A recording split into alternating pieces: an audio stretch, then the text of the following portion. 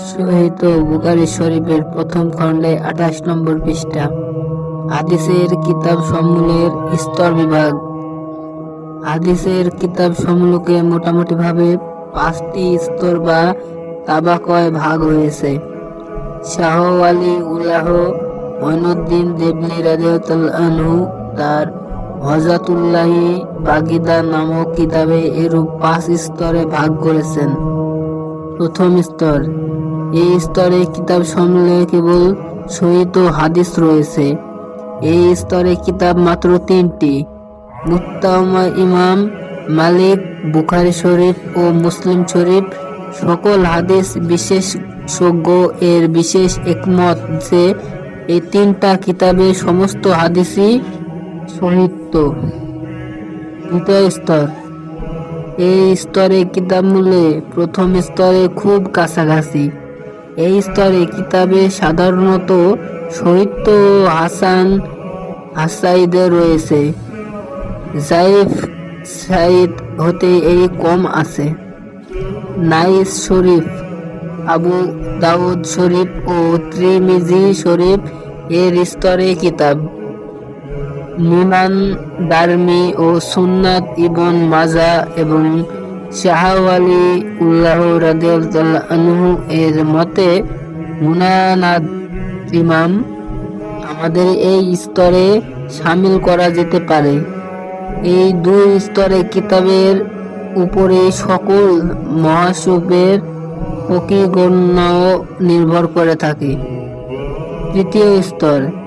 এই স্তরে কিতাবে সহিহ, হাসান, জাইফ ও মারুফ ও মুক্কান সকল প্রকারের হাদিসই রয়েছে।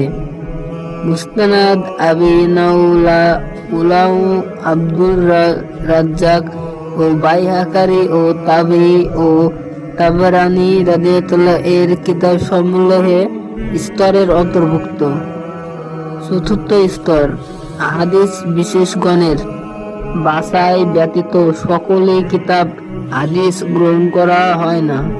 এই স্তরে কিতাব সমূহ সাধারণত জাইফ হাদিস রয়েছে। ইবন হিব্বানের কিতাব সমূহ জুয়াফা ও ইনলু আসিয়ের কালিম ও খতিব বাগদাদীর আবু নুরুজ ও কিতাব সমূহের স্তর কিতাব। পঞ্চম স্তর। উপরিক্ত স্তরে যে সকল কিতাবের স্থান নেয় সে সকল কিতাব এই স্তরে কিতাব। সহিহ স্থানের বাইরে সহিহ হাদিস রয়েছে। বুখারী ও মুসলিম শরীফ সহিহ হাদিস কিতাব, কিন্তু সকল সহিহ হাদিস যে বুখারী ও মুসলিমে রয়েছে তা নয়। ইমাম বুখারী রাদিয়াল্লাহু আনহু বলেছেন, আমি আমার এই কিতাবে সহিহ ব্যতীত কোনো হাদিস স্থান দেই নাই, বহু হাদিস ও হাদিসে আমি বাদও দেই নাই। এরূপে ইমাম মুসলিম রাদিয়াল্লাহু আনহু বলেন, আমি এ কথা বলি না যে এর বাইরে যে সকল হাদিস রয়েছে সেগুলো সমস্ত জয়ীফ। কাজে এই 2 কিতাবের বাইরে সহিহ হাদিস ও সহিহ কিতাব রয়েছে।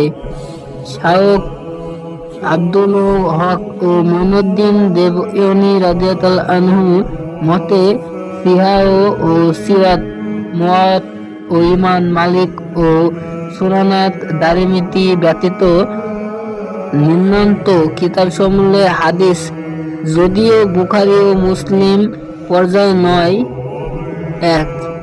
সহিহ ইবন জফর আব্দুল্লাহ মুহাম্মদ ইবন ও ইখলাস 311 হে।